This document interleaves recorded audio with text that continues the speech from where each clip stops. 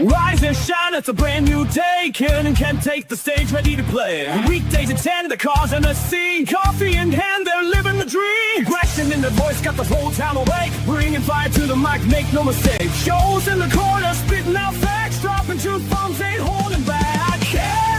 Cannon in the morning, feel the heat. From 10 a.m. CST, can take a seat. Live that loud, that break in the mind.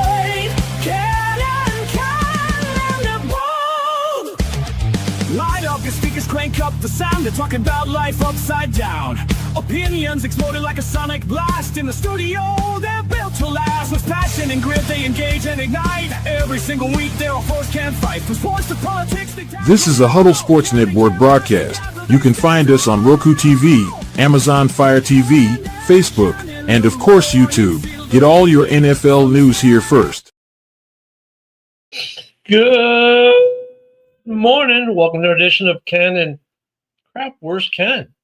And where's JB and Woody? And it's one of those mornings. Good morning, Fred.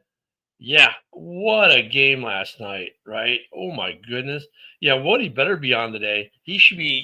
He's doing his happy dance right now with the Sheagles losing.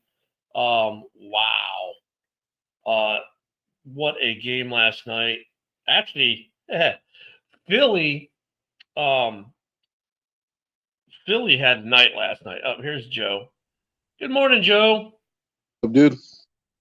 Hey, so Philly had the biggest loser competition yesterday.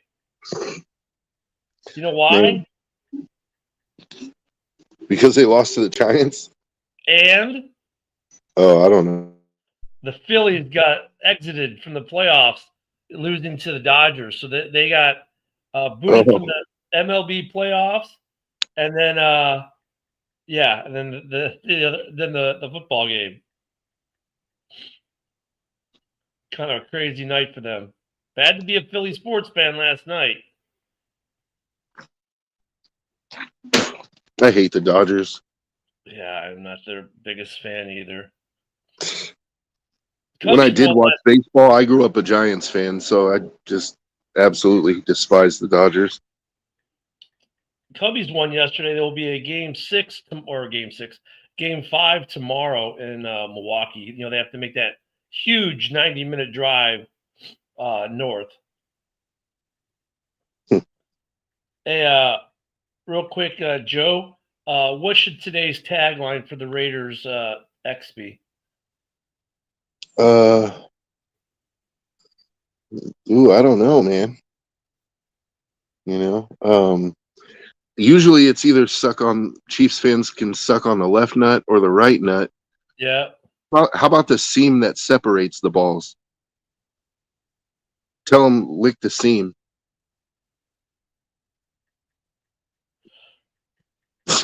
You know what I'm talking about? The dividing line.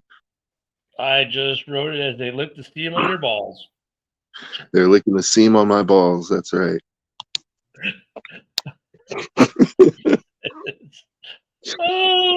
I'm sorry. Yesterday I heard a thing on Facebook. It was Tiffany Haddish, and she was talking about the seam. Why do men have a seam on their ball sack? And she was trying to get into the biology of it, but it was hilarious. So obviously, we were supposed to get a JB this morning, but apparently she doesn't. Maybe JB's trying to figure that out, and that's why we haven't seen him yet this morning. Phillies lost. Push tush. Oh my God, the push tush. I mean, they make such a big deal about it every time they run it. So, like, dude, we've been seeing this play now for how many years have we been seeing this play? Yeah. Like, either, you know, if you haven't figured out how to beat it yet, I guess all I can tell you is keep trying. I mean, I know that they looked on the replay like they went early. The offensive linemen went early. I mean, I get that. Be upset. Dude, that's part of what makes the tush push so hard to beat is because they always jump and they get away with it. Like, I'm not against the tush push as a play. It's basically just a quarterback sneak. It's just, you know, like, and they used to, you remember when they used to have a rule about abetting a player, like where you couldn't like push the ball carrier forward. You Yeah. couldn't help the ball carrier to advance. I don't know when they got rid of that rule, but apparently they did because the tush push is perfectly legal. But just, it's the offense innately has an advantage, like on that play, because you know the guards and it's all about timing and leverage when you're in those goal line situations. Like anyone who's ever played offensive or defensive line and actually been in one of those goal line situations knows, man. It's like who gets off first and who gets the lowest, you know? All right, we're shared out to everyone finally. Yeah, I mean it's a tough play, and it's like, look, you can. I mean, and the Giants do their own tush push, right? Just called it old fashioned QB sneak, and they got the yard. I mean, I don't know. It's just the guards jumping early. You know, they need to make that reviewable. The problem is this: I'm going to shoot down my own cure the second I make it. What if they make that reviewable? Now every play is going to be reviewable for them moving early. Yeah. And that's my God. I mean, Yeah. I mean, you know, look at it. Okay, instant replay obviously is never leaving. I remember a day. You remember a day. Luca probably remembers a day because he was old enough. Same with Fred and others out there where there was no such thing as instant replay. The ref saw it or the ref didn't see it, and that was that. And what were we told, Joe, as kids? It's part of the game. Part of the game. Human error is part of the game. You know, but I was thinking about it. I think a good way to try to counter that tush push is you have to have your defensive linemen cut the legs on the offensive linemen, and you have to have your linebackers like right up on their ass, like on one side or the other. Yeah, but the problem is these offensive linemen are so low you can't cut their legs. They're already so low in their stance. Well, but if you dive right out of your stance, like I'm saying, like, so look, when I was in high school, we played this team. We played Vallejo High, right? And they had this running back named Drake Davis. He went on to play for University of Kentucky, and dude ran a 4.4 in high school. Like he was crazy fast, right? And so our coaches were like, "Look, we don't have the speed to hang with this guy, right? So we can't let him get through a gap."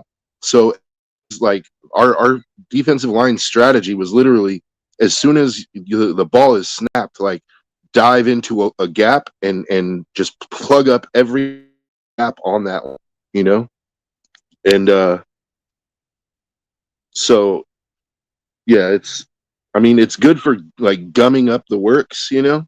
It's going to be tough for them to do it. Hey, the Go, which is also this guy here, Big Hoss, who also reposts stream. Hey, go check out Hoss's show on the Go. He's got some pretty cool shows he does on X, Louisiana sports specifically.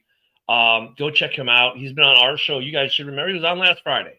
Obviously he's at work right now, so he's just reposting the show. Go check him out. Joe, you know, I mean, it just, I guess it comes down to timing though too, right? I mean, it has to come down to the timing on that. And it comes down, it's timing and leverage. Like, so the only way that you're able to stop it, or able to convert, it's whoever gets off first and whoever gets lowest, you know? I mean, and the Redskins tried last year, right? HTTR out there for the Redskins fans out there. You know, they tried just jumping over the line. Remember all the penalties? They're like, if you do it again, we're just going to give him the touchdown, was what the ref said. It's like, look, I understand that he's trying to time it.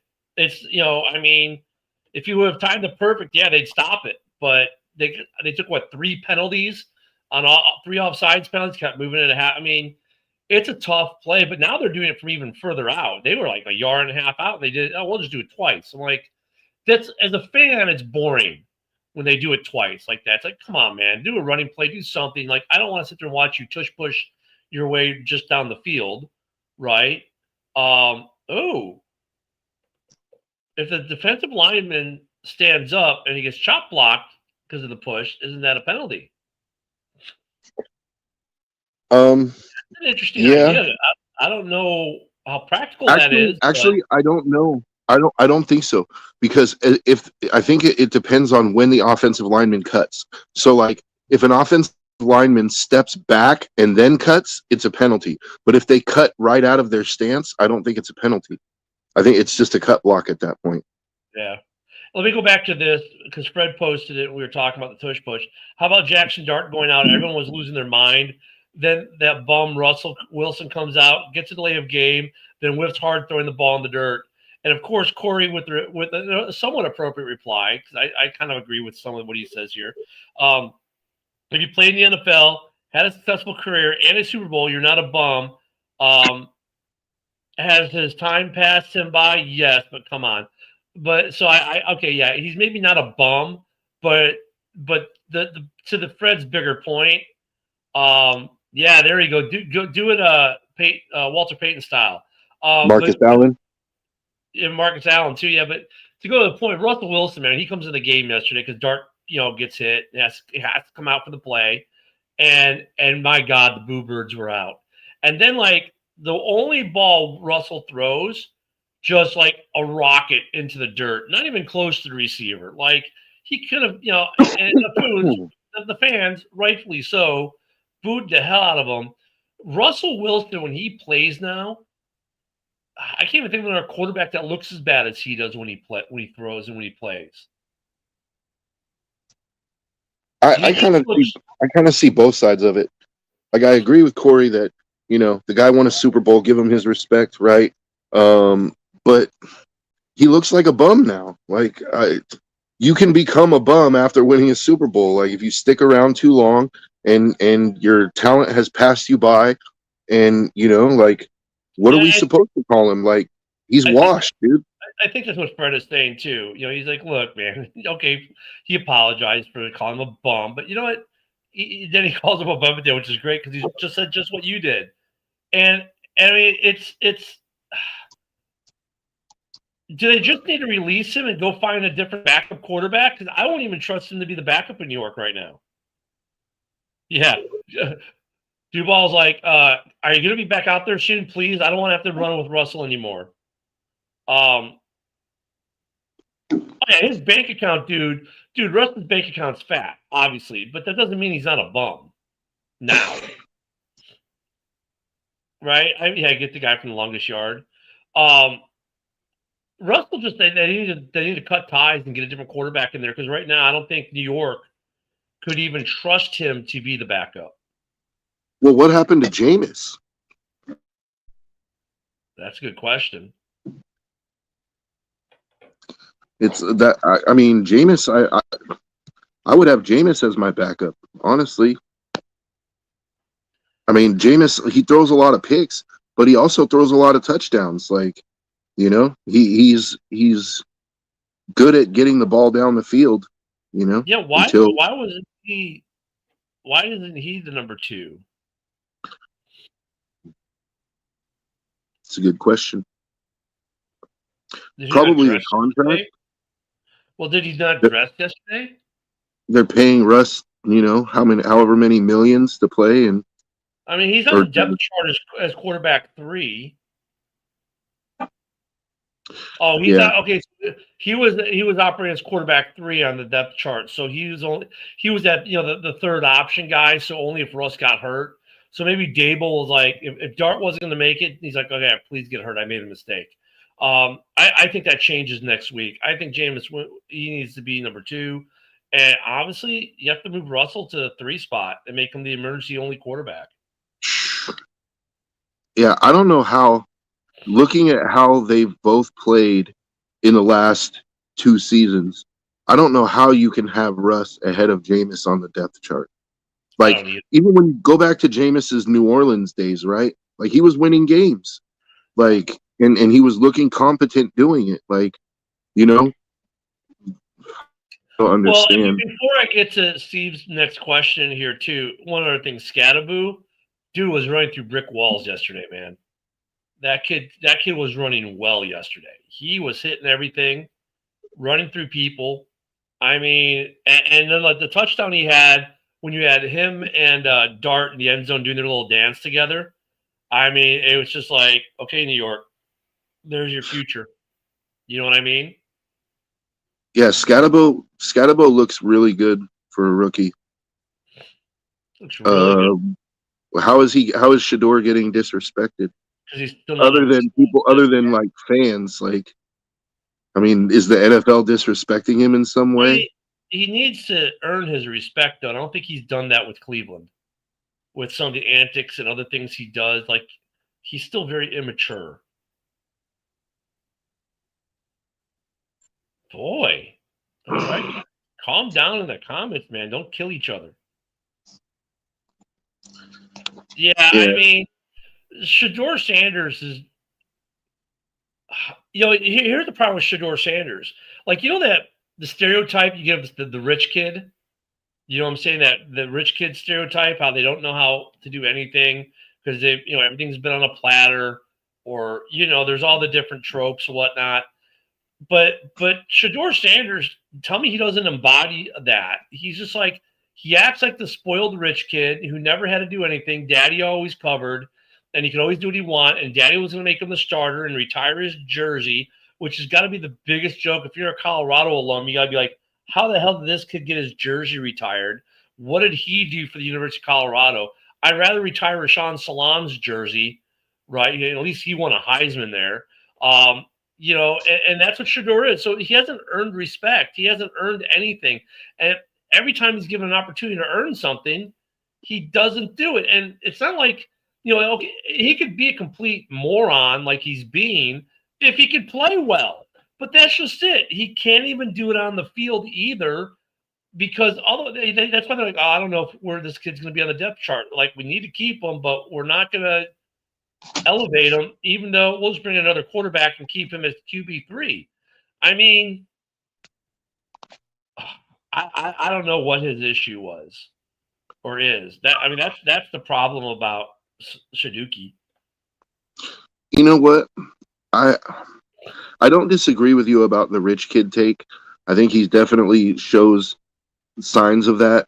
But I also think he hasn't really been given a chance to show. Like, he hasn't been given a start in the regular season.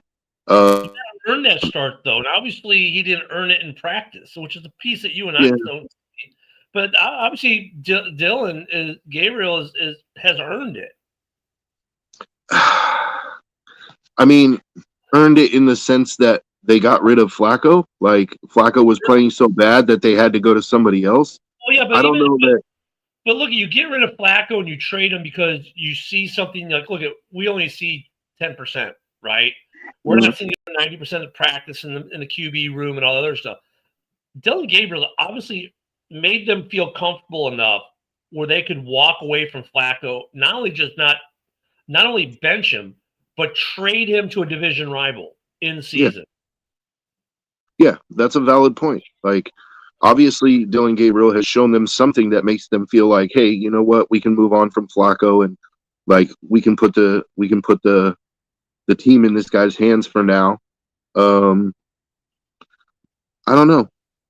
And he looked good in his start. I'll give him that. Like, he looked competent. That's what I see, Luca. Is I see like them trying to humble him. And I get it, but at the same time, if you keep doing that, it's like you're not going to humble him. You're going to break his spirit, man. And like, if you're going to give the kid a carrot, at least he's got to do something to get the carrot, right? Or you just, it's double-edged sword, right? Because if you keep humbling him, at some point you're going to break him, and you might break him where you cannot replace him. But if he doesn't ever do anything to earn some of the carrot and you give him the carrot anyways, you reinforce the bad behavior. So, like, looking at this from a military perspective, I hope Stefanski's like a drill sergeant with this guy. Drill sergeants in the Army or in the Marine Corps or any branch of service, they're not there. They're not, people are like, oh, my God, they yell at the recruits and they treat them so poorly. There's a reason for that, right? The drill sergeants are there to break you down. They're there to strip you down to your bare nothing, right? Like the essence of just you, like break your spirit, break everything, and then they build you back up. maybe Stefanski's trying to do a little bit of that, like break the kid down and then build him back up. You remember Arlie Ermy in Full Metal Jacket when he's like, that you are not even human fucking beings. You are grabastic pieces of amphibian shit. Yep. But that you know what's great about that movie is all that was off the cuff, and that stuff he actually did as a DI. Yeah. Right. And drills are super and authentic. Like, when I was in basic, man, drills were like that, man. You know, and everything was theirs. Push my earth, get off my sidewalk, get up my stairs. Why are you in my building? You know, eat my food. Why are you not eating my food fast enough? Push my earth. My God, everything belonged to drill sergeants. But that's the, you know, so maybe that's what they need to do is like Stefanski needs to be a drill sergeant with this kid. And here comes the happiest man in Pennsylvania. Fucking beautiful day out today. I just can't believe it's so beautiful out today. Perfect weather.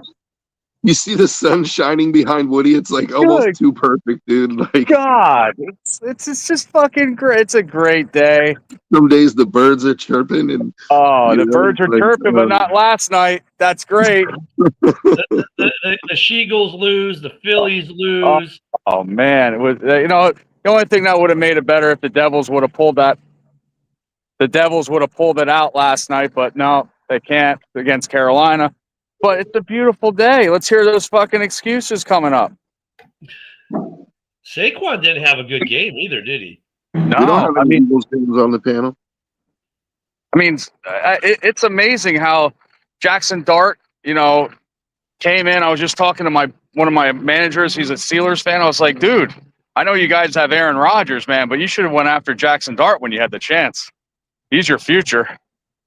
I mean, I said it yesterday. Remember, like I said, it's not impossible. Like if I know that the Eagles are going to try to get Saquon going. If the Giants can shut Saquon down, then they have a chance, and they did. Shut Saquon down. It was like he had like 60 yards, and it was funny though when Russell Wilson came in. He handed it off, and he had a batted pass. It was great. Yeah, no, he threw it in the dirt. He missile dived it in the dirt. We were just talking about that. You know what though? It's funny because I look at the Bears schedule. We get the Giants and we get the Eagles. Right. And at first you're like, the Giants, that'll be a game the Bears should win, and the Eagles, that's gonna be tough on Black Friday. Now it's like, Black Friday looks a little bit easier. That Giants game looks a little bit harder. It's like that. It's like I was thinking that last night. Like, ooh, I was assuming we'd go 1-1 in between those two games. We probably still do, just different results. The win and the loss just got reversed. That's well, yeah. I mean, when we play the Giants, our offensive line better, I practice better, fucking do good because their D line is disgusting. Giants, and you know what, the She-Eagles always play tough at home as well. So yeah. It could be 1-1. It could be 0-2. So who knows? It depends what team shows up. It's just watching Scadaboo run yesterday. I was like, okay, wow, this kid's got something. New York, like it was funny because New York's the only team that we've seen in the preseason going through the draft and all that on a Hard Knocks. I wish they would have done that with another team again this year. Because the cool thing is we got more of an idea of like the personality of their staff, right? And you could tell their frustration in that season. They didn't get their quarterback. I wish they would have done it again this season. They got their quarterback, right? They were that first season, that Hard Knocks season, they were like doing everything they could to try to get in position to get a quarterback in that draft class. And look at all 5 of the guys from that draft class have played well. So I understand why they were upset. Last year, this last draft, they make the move to get Dart. People are like, oh, what's going on here with New York? And it looks like they hit it. They hit it. This kid is NFL ready in every aspect of the term. I mean, he is. I mean, I hate when the commentators go gushing on a quarterback, but the one thing they gush about him is his calmness, and they were right. This dude is calm. This kid is. You don't see this kid get frazzled. He just stays calm. No one's really no one's made his nerves go yet. Yeah, I never seen a coach yesterday when Jackson Dart went into the tent. I mean, Dayball went in there with him. He was running right after him. Yeah. And he was, even when Russell Wilson was in and the defense was on, Daboll was concentrating on Jackson Dart, what's going on with him. It was just, that's the first time I've ever seen a coach do that. Well, he knows. He's like, he went into that tank, dude. We need you back out there, like Right. as soon as possible. Like we don't have a chance without you. Like, Nope. Yeah. First off, Steve, what are you doing cheating on us with another podcast, especially if it's a Bears podcast? Now you're cheating on Woody and me. Yeah. There is no other podcast. Yeah, I mean, I don't know what you're doing there, Steve, but we've talked about the Thibodeau thing with New York, because Mike, Bear fan Mike brought that up, a week ago or a week and a half ago. And here's the problem: the Bears should trade for Thibodeau. Great. Hey, Giants, are they even considering trading Thibodeau? I wouldn't be with how your defensive line is playing right now. And the other piece is, what are you trading him now? Mike said trade him DJ Moore. Now he's backed off from that because now he's realizing, wait a minute, DJ Moore being on the field opens up the field for Rome and other guys because you have to account for DJ Moore when he's on the field. If you get rid of him, now you can spend more of your defensive resources on our other receivers. But the thing is, I don't think they're going to trade Thibodeau. And the other thing is, and the Giants have already said, we're not looking for a receiver to replace our injured guys. We've got this in-house. And I think they showed last night they got this in-house. What do you think there, Woody? Well, if I was, like I said, if I was the Giants, I would keep that defense the same as it is. Don't get, you have a good defense there. But trading DJ Moore, that was clickbait all over the place. And no, that's not a good thing either. And I get why the clickbaiters are saying it. I get why some fans on X are saying it, is because Rome is getting the ball. Rome has got 4 games and 4 touchdowns. They've spread the ball out. DJ has been a big of a part of the offense. But this is where you make the difference between, and I don't want to call some of these folks casual fans because I know they're not, but between a casual fan and someone who really pays attention. Now, I'm not trying to say these guys don't pay attention, but they're not thinking that next level, right? That second, third order of effect. DJ Moore being on the field in Chicago means that you still have to put someone good on him. He's not a bum. He's not like the 6th string wide receiver. He will burn you and burn you big given the opportunity, and you still have to account for him on every stinking play. And if you take that away, and now we are putting a lesser receiver out there that you don't have to account for as well, now they can put more resources on Rome Odunze. They can put more on Duvernay. They can put more on Luther Burden III. Right now, when we run our wide receiving core out there, you're jacked if you're a defense, because you better hope your defensive line can get through, because you can't cover all these guys that the Bears have. You just can't. It's physically not possible. So why would the Bears want to take away from that? Just like why would the Giants want to take Thibodeau out of that defense right now, which is monster? It's like this. Like, you have, I think what they're thinking, it's on the surface level, it makes too much sense not to do it, right? Like, the Giants need a receiver, the Bears need a defensive end. You have guys that, they're somewhat quote unquote expendable in their opinion. So they're like, it just makes too much sense not to do it. But I agree with you. Once you go to like the second level of it, once you dig a little deeper, it's like, well, but it's like taking a piece out of the Bears puzzle and putting it into the Giants puzzle. But now you're missing that piece on the Bears puzzle, right? You're adding another piece which fits, but you're not, what's the net gain, right? You're not making yourself a better team. You're making yourself a better defense, but you're losing a key piece of your offense. With the Giants, you're losing a key piece of your defense to get a piece for your offense.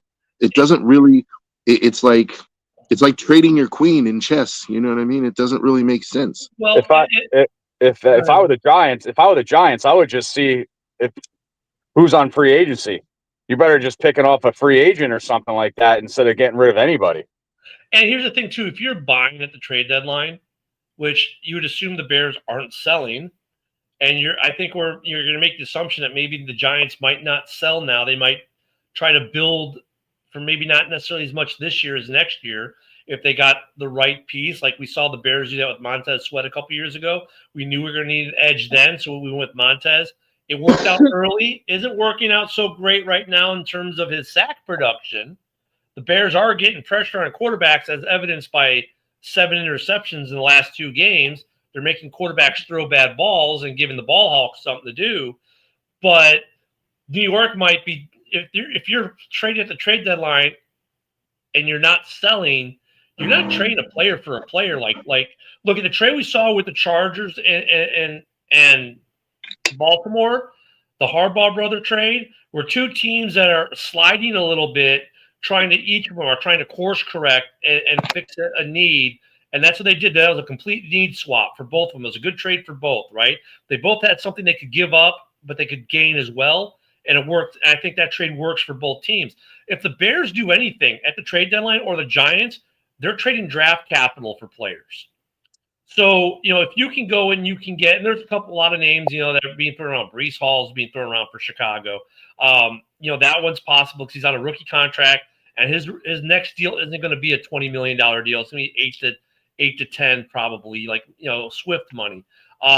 He's floating around. He hasn't quite demanded a trade yet, but he's hinted that he might. The Achane is out there, same kind of boat, but he'll cost more next year. And then Trey Hendrickson, which is, of course, everyone's favorite, but that one's problematic because of the cap. Even with this prorated cap number for the year, the Bears would have to make a roster move in terms of restructuring someone's deal, most likely DJ Moore, right? Because you can get $15 million off him by restructuring. But then you come to the follow-on. Like guys like, for this year we can get Trey Hendrickson. Okay, great. What are you doing past this season? Because if you're willing to give up the capital, restructure DJ's contract, and then let Trey Hendrickson walk at the end of the year, right? This is all you're putting all the chips in for this year. Cool. If you're not putting all the chips in for this year, you got to figure something out because right now you have no safeties in Chicago on the roster for next season, none. And you've got like 9 or so roster holes to fill, and you got your draft cap people. You need about $10 million for that, and then Hendrickson's going to cost you $25 million. And it's not like you can just get rid of Montez Sweat. And that's the same with this A.J. Brown nonsense. Like, is A.J. Brown getting traded? Probably not after last night. They made sure to make him a piece. Yeah. But it's the same situation for Philly. Why would you trade A.J. Brown? He's a piece of that puzzle that gets your other receivers open. Mm-hmm. So, trade deadline, I get it. We're in a week 6.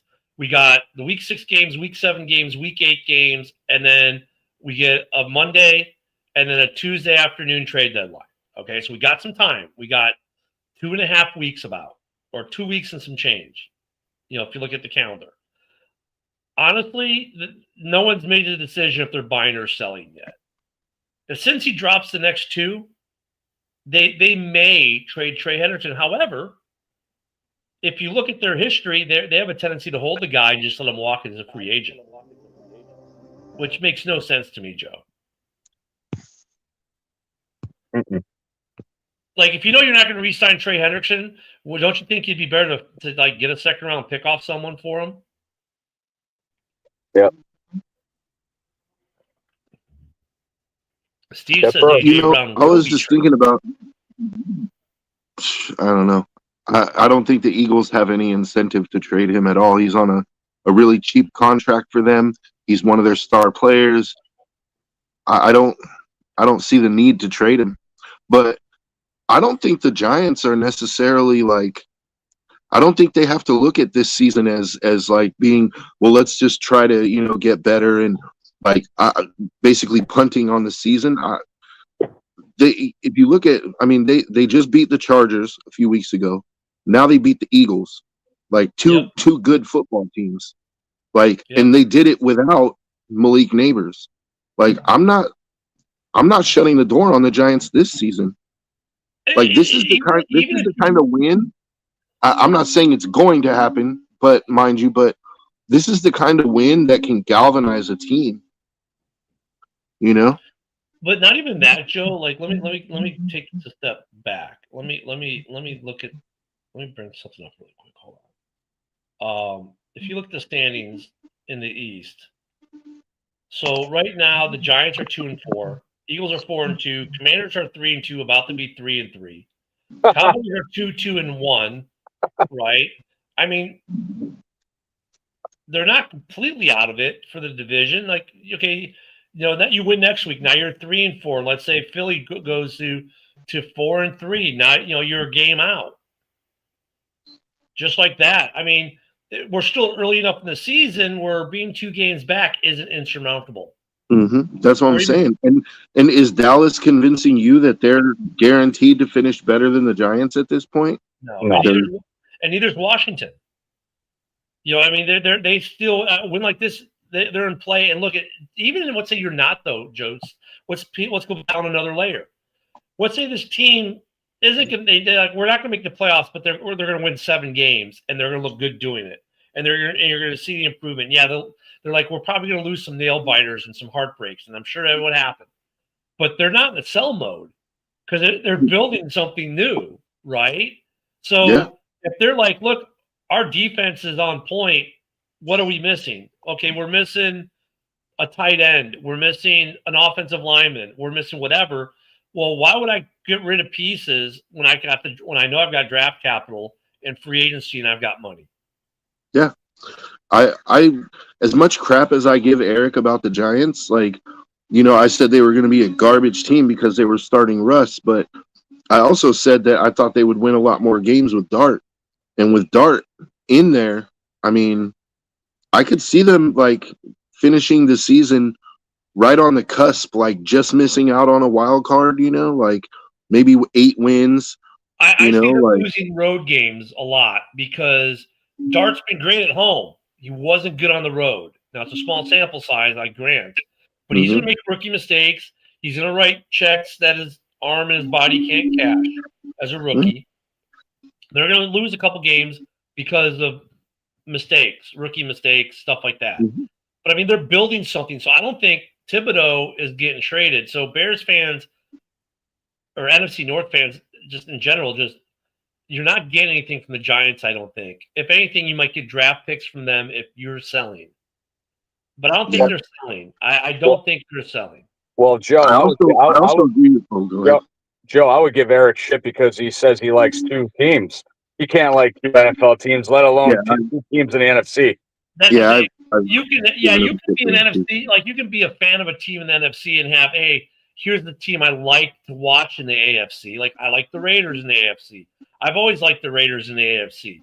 I mean, for me, we come to my house, it's obvious a Bears house, but there's a little Raiders stuff here and there because I like the Raiders in the AFC. I mean, I like 2 teams too. I love the Bears and I like any team that plays the Eagles. So I mean, the only difference is like you don't take 2 teams in the same conference. No. Yeah. No. I mean, you can have a favorite team in the other conference that you like to watch when your team that you love isn't on, and that you can pull for some. But, I mean, and that's fine because now you're watching the other conference, so at least you know a little something about them when you play them in the Super Bowl. But, it's just the Giants are building something good. Teams that aren't, though, the Saints, I don't know what they're building or doing. I don't even know what they're doing in NOLA right now. Ada dropped a comment earlier. He said that, having Dart and Scatabo might have actually saved Dable's job. Yeah. I think that's let's wait and see. But I definitely think his seat got a little bit cooler, Well, I just wanted to come on and say happy Philadelphia Day. I was so happy.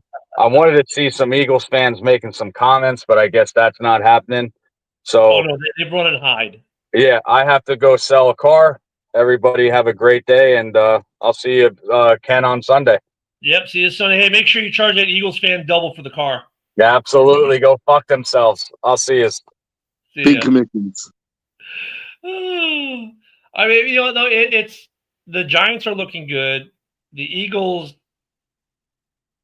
they're not terrible, but they're having their moments. They're not winning convincingly when they do win, and there's now another back-to-back losses. I mean, the 4 games they won weren't convincing, and now they've got back-to-back losses. This is what's happening when you're not as dominant as you used to be. Saquon hasn't even had a 100-yard game yet. Yeah. I think there's more. I think there's more going on than meets the eye. Like I don't think everything is right in that locker room. With the AJ Brown thing, and like I don't know. I think there's a lot more being said about Jalen Hurts in that locker room than is making it to the media. Yeah, I mean Hurts. He's kind of like Justin Fields. I mean, if you think about it, he doesn't throw well, but he doesn't get a rap for that. Justin gets beat up on it because they say he doesn't throw well, but he does throw. I mean, look at Hurts missed a wide open man downfield as an easy touchdown, missed him, overthrew it. It's like I don't know. Maybe Hurts gets a little overrated because of the rest of his team. See, but once again, that's funny how the quarterback thing goes. If Justin Fields had played for a good football team in Chicago, if we had been a good football team, what are people saying now about Justin Fields compared to what they say today?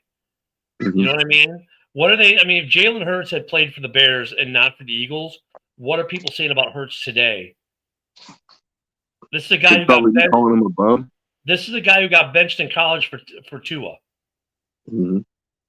They'd probably be calling him a bum. Yeah, probably would be.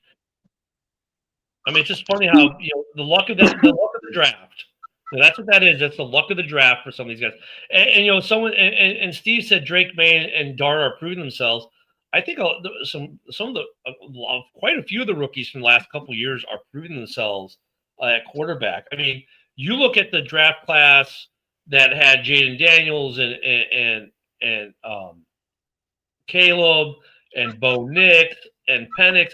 That entire draft class, minus maybe Penix a little bit this year, is proving themselves. I mean, they're playing good ball, and Dart's definitely having a good start to his career. I'll probably watch the Jets go 0-6. I feel sorry for the Jets because like they were looking like they had made improvements, and now they lost Quentin Williams, and I'm not sure if he's back this week or not. But without Williams, that defense has no soul. So they still have work to do in New York for the Jets. I think they got some really good pieces, but I think they may end up trading Breece Hall. And if they do, I mean, they're going to take a step back. But you can see the Jets moving forward, but then they're getting stymied with injuries. I mean, that happens to the NFL.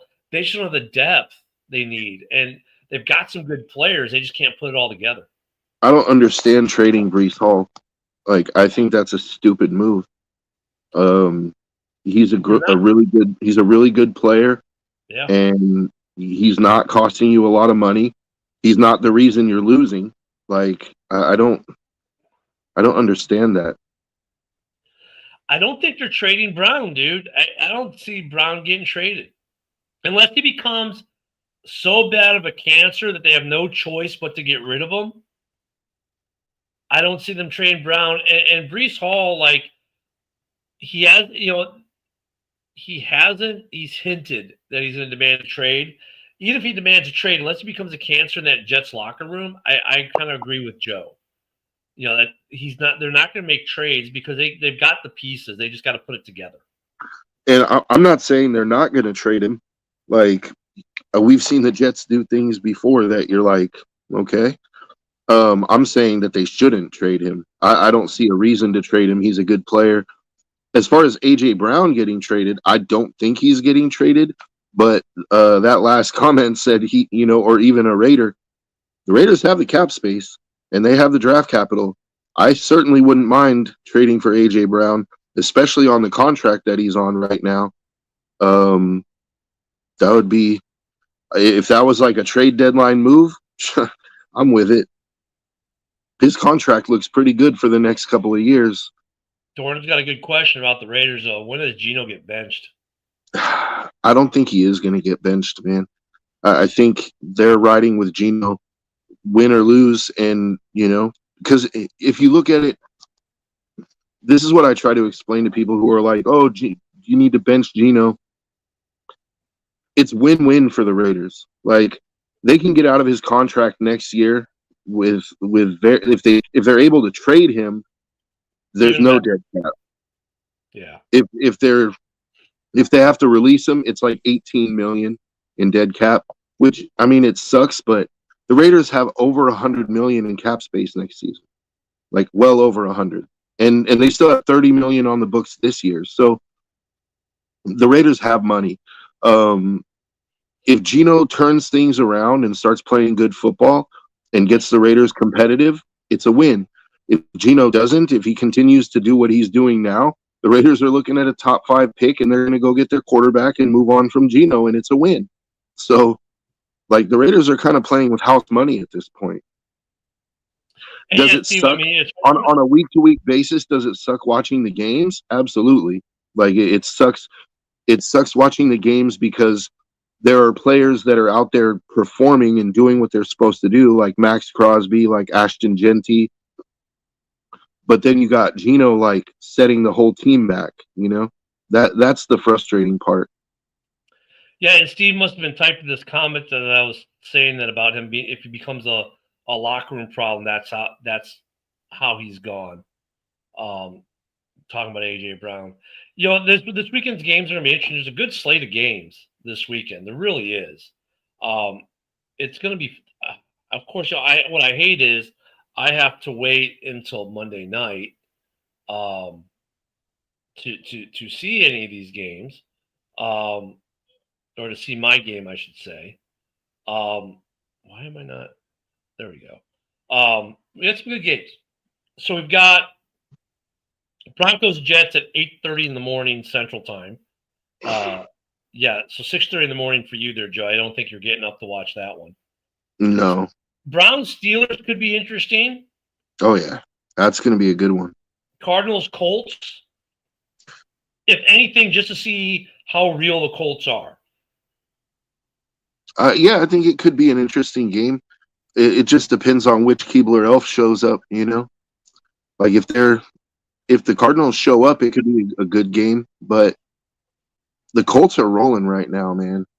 Chargers Dolphins. Look, if the Chargers can get right, and part of me wants them to, the Dolphins, I mean, you're going to be hearing that hot seat. It's going to be on fire. And then you might start hearing about trades in Miami, and people getting fired, and the team. I don't know, man. That might be your like first the Chargers are injured.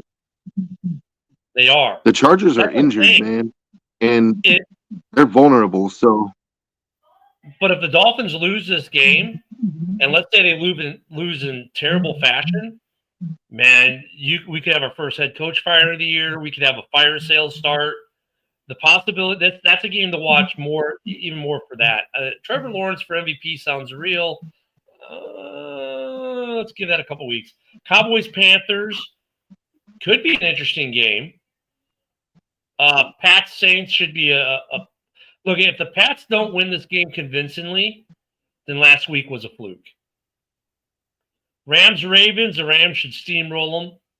You got the Sea Chickens and the Jags. That's going to be that could be an interesting game. That's going to be an interesting game, and it's in Jacksonville. And the Seahawks are better on the road over the last 2 years than they are at home. Mm-hmm. Go figure that. The 12th man team is better on the road. Yeah, they're better on the road right now than they are at home. So that goes to Steve's comment there about Trevor Lawrence. Let's see how they do. That should be a fun game. That's an early game as well. Now the late games, we got the Titans and the Raiders. The Raiders need to win this one so bad. They do, but I'm not so sure that they do. Like, the Titans got their first win, and basically the line's 1.5 because they gave the Raiders 4.5, but you get 3 just for being the home team. So, I'm not downing your thought, dude. I'm not downing your what thought am I downing about Trevor Lawrence being an MVP candidate? I'm just saying, all right. It's a little premature for that. Yeah. I mean, because like he's played really well, but I don't know. I mean, he's in the conversation. If they win 11, 12 games, then sure he definitely could be in that conversation. Hmm. With a couple other guys, like a guy who's playing this next game, Niners Bucks, Baker Mayfield will be in that conversation. Hmm. You know, Bengals Packers, that game should be a joke. If the Packers don't mollywop the Bengals, something's wrong. But if Joe Flacco is playing, and I saw an article and it had to be a joke that they flew Flacco in on Spirit Airline points. When they flew him in, they put him on Spirit and the owner used his Spirit points. But if Flacco can beat the Packers again, Ken might not want to come back on Monday. He might want to take another day I was off. just going to say the Bengals. I don't expect them to win that game, but if the Bengals find a way to win that game, it's going to be an interesting show on Monday. Yeah. And Steve, I get it. You're tired of the Flacco. Because Steve's like, we just need to pound them so I don't have to hear about Flacco anymore. But Steve, if Flacco finds a way, I'm not even going to say Flacco. If the Bengals find a way, whether it's flat because of Flacco or not, to beat you, that's all you're going to hear about, right or wrong. Mm-hmm. You know, and then of course we get the Lions and the Chiefs, and the Chiefs are favored by 2.5. You know, they're the home team. So yeah, but look, they're the home team, and the Lions 2.5, which means it's really, they're really not the favorite. No, because generally you get the 3 for being at home, right? And they're cutting into that. That means like they really don't expect the Chiefs to win this game. Yeah, and then I don't expect the Chiefs to win this game either. But I do think it'll be an entertaining game. Like the Chiefs, as you know, they're on a decline, but they can still be competitive. Man. It's like, damn you, Fred! No sooner do you say that, Joe. Fred says, "Yeah, well, no one expected the Giants to win last night. You suck, Fred. Thank you." And then the last game, of course, is a get right game. It's the Bills and the Falcons. And look, it's a big game for the Falcons. Actually, I think it's bigger. It's bigger for the Falcons than it is for the Bills, right? The Bills need to get right after that loss last week. But the Falcons, man, if they lose this game, you might start hearing that head coaching position there might get a little hot, right? There might be some hotness going there. And if Penix doesn't perform well, you might be hearing stuff with the GM as well because, hey, Penix is our guy. And if they lose to the Bills, which they should, the Bills are the favorite in Atlanta by 4.5. But you might start hearing some grumblings in Atlanta about personnel and coaching changes there as well. I don't think Atlanta is going to sell anything per se, but you might start to see some things happen in Atlanta. Well, look at that spread. I mean, the Bills are favored by 4.5 in Atlanta, so you got to take the 3 that they generally spot Atlanta plus that 4.5. That means they really think the Bills should win this game by 8 or more. Yeah, right. And I don't disagree with them. I think this is a good opportunity for the Bills to get everything right. This Chiefs-Lions game, I mean, Lions are coming at 4-1, a little nicked up. The Chiefs are 2-3, not looking like the Chiefs that everyone's used to. The Lions don't have a secondary. I'm just going to say it. They don't have a secondary. But lucky for them, the Chiefs don't have a receiving core. So, yeah. But the Lions have been looking really good for weeks now. The Lions have been like offensively, they've been looking really good, and I just feel like I don't know, man. I don't expect Kansas City to win, but I wouldn't be surprised if they do. Like if Kansas City wins, people are gonna be like, well, it's Kansas City, and they'll be 3-3. The Lions will be 4-2, and it won't be like a big loss for the Lions per se. Even though it will be, but it won't be, right? But if the Chiefs lose, they go to 2-4, right? And it'll solidify the Lions as being the best team in the NFL right now. And for the Chiefs, so more importantly, they're going to have to face reality that they are not the perennial dominant team that their fans think they are, and that they do suck. Well, I just think that they're aging out, man. Like, and they've made some decisions over the past few years that I think like they gave Karlaftis a big contract. I don't think he was worth that much. They spent a lot of money on their offensive line, but their offensive line hasn't really performed up to what they're getting paid. If I'm being honest, go back to last year's Super Bowl. Like it's their wide receiver room, like aside from Rashee Rice, like Xavier Worthy is good, but he's not a number one. And I don't think, nobody's expecting him to be, but with Rice down, he's having to be that number one. And it's just sort of like, I don't know. I think they need to retool. If I was them, I would be looking. I don't know what Chris Jones's contract looks like, but I think it's time to let him go. Steve asked, and I'm going to give Steve some love here, Mr. Thugonomics word life guy. He's like, have they really beat him with the winning record? Well, let's look at that. They lose to the Packers week 1. Fine. It's week 1. I don't care. Week 2, they beat the Bears in a get-right game. And that game in the first half was actually pretty close. After the Tesla call, that game came off the rails for the Bears, and the Lions took off. But the Bears are 2-2. The Packers are 2-1-1. The Ravens, they were they destroyed the Ravens. They destroyed the Browns, no winning record. They destroyed the Bengals, no winning record. The Chiefs don't have a winning record. The first game they might face a team with a winning record will be Week 7 against the Bucks. So Steve's got a point there about the Lions. It's not like they're beating the creme de la creme right now. But here's the thing, though, where Steve, I'll give the Lions some credit. 52-21 over the Bears, 38-30 over the Ravens, 34-10 over the Browns, who, by the way, beat your Green Bay Packers the week before in a very tight game.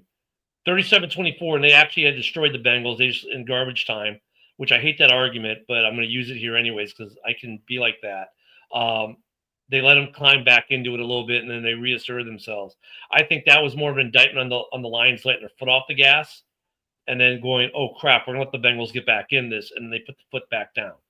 But they let their foot off the gas that Bengals game, and that's not a good sign for the Lions. The Chiefs are better than most of these other teams, but if you beat the Chiefs, not a winning record. So Steve's got a point there, but the difference being the Lions are beating the teams they should beat. That's what I was going to say. You can only play who's on the schedule, man. And they're taking care of the teams that they should take care of. So you have to give them the benefit of the doubt. Yeah, Green Bay, Green Bay should have taken care of the Cowboys. They didn't. Mm-hmm. So, that's the one thing. If you're a Lions fan, you can still go to the Green Bay fan. Hey, okay, you beat us in week 1, big deal. It's like the preseason. But look, you should have beaten the Cowboys. I mean, the Bears destroyed them the week before. How do you tie them 40-40? Don't give me excuses. So they should have beat the Browns too. The Packers should have beat the Browns. Like, I can understand the defense keeping it close, but the Packers should have won that game too. Yeah, I mean, and Fred, it's early on, but Fred, he does have kind of a point. But then again, when you beat people, you have beaten them.